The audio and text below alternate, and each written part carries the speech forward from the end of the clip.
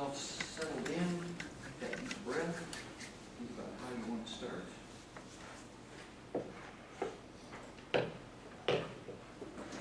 So by show of hands, who here has 10 or more CDs? 1, 2, 3, 4, 5, 6. 6 out of 16. Who here has a typewriter? 0 out of 16. Who has one of these? Everyone? Doesn't have to have the Apple on it, just one of these. Yeah? So 16 out of 16 people have one of these, versus 5 and 0 for CDs and typewriters. Why is that?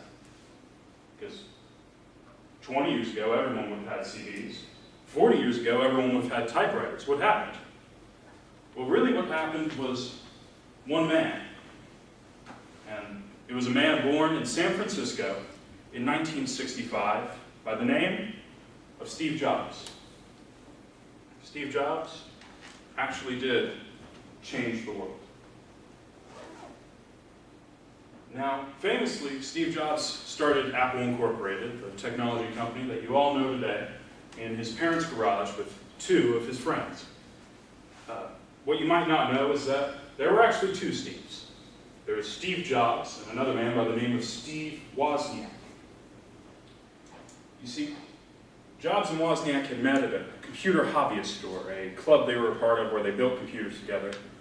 Wozniak, or the Woz, worked for HP, and Steve worked for Atari. And Steve convinced Wozniak to work with him and come in on this whole big Apple thing after they worked on some projects together. And their first project was actually the Apple I.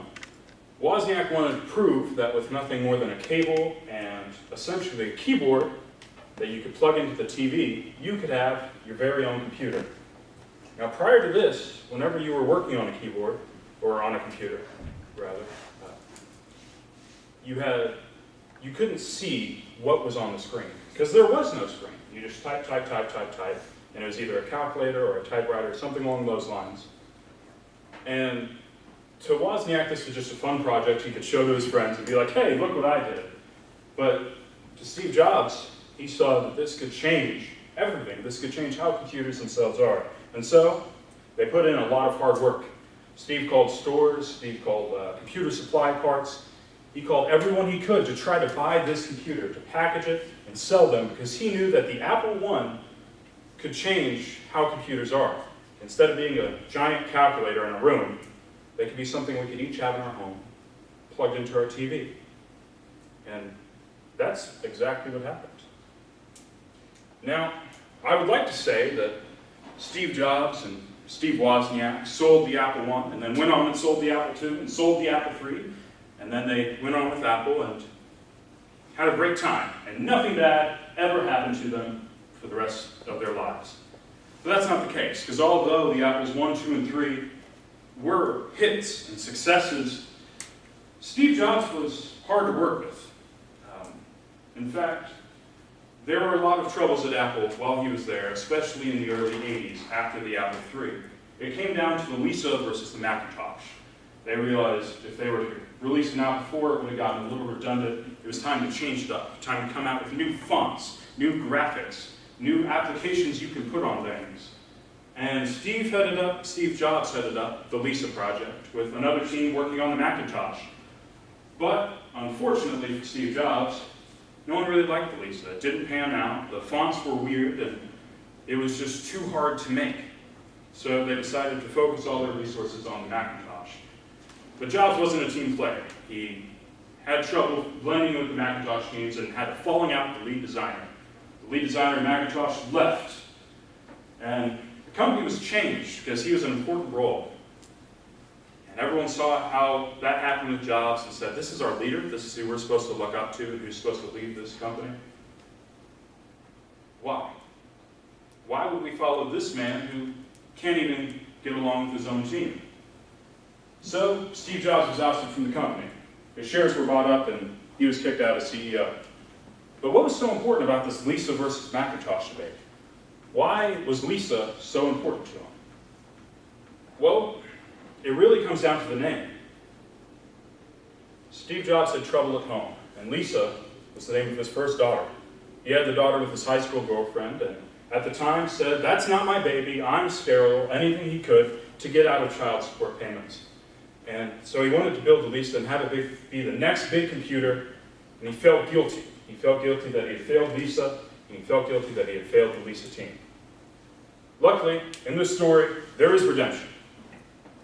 You see, he took a role in Lisa's life after he left Apple.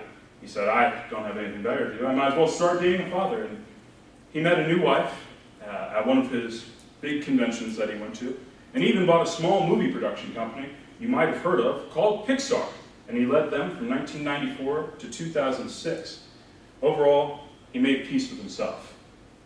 And in 2000, he came back to Apple for a glorious finale. In 2001, he revealed the iPod. It changed the music industries. He said that you can hold 1,000 songs in your pocket. No more CDs, no more cassettes. And that led to the smartphone, the tablets, and a lot more than we have today. Unfortunately, Steve Jobs passed away on October 5th of 2011 of pancreatic cancer. But in that time, between 2001 and 2011, he revealed the iPod, the iPhone, the iPad, and so many different variations of those that he changed the technology world. And not many major innovations have come since then from Apple. Now, you're probably thinking to yourself at this point, this is all really cool, really great stuff. I hadn't heard of it before. You're a smart guy, Albert. Well, but why does this apply to you? If you're an 18 to 25-year-old college student, why do you care about Steve Jobs? Steve Jobs played a huge role in shaping the way our generation interacts. He changed technology, communication, music and movies. He changed the world in a lot of different ways. But above all, he changed what it means to be connected.